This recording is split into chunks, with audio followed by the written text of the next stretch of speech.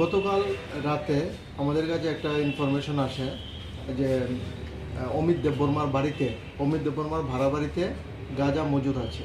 এই খবরের ভিত্তিতে আমি সহ এসআই সুনীশ চাকমা, ইন্সপেক্টর গোপাল শুক্ল দাস এবং স্টাফ টিএসআর নিয়ে তার বাড়িতে রেড করে টোটাল 2টা ট্রলি এবং একটা বাক্স থেকে 34 কেজি গাঁজা উদ্ধার করি এবং তাকে অ্যারেস্ট করে নিয়ে আসি। এই বিষয়ে আমরা একটা স্পেসিফিক এনডিপিএস কেসে একটা মামলা নিয়েছি, যার number 65/2024 under section 20 clause B, clause 2, clause C, 25-29 of NDPS act.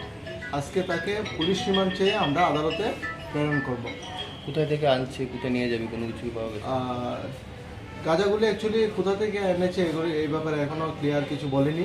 এর ঘরেই মজুদ ছিল বাড়াবাড়িতে। বাজার মূল্য কত হবে? বাজার মূল্য আনুমানিক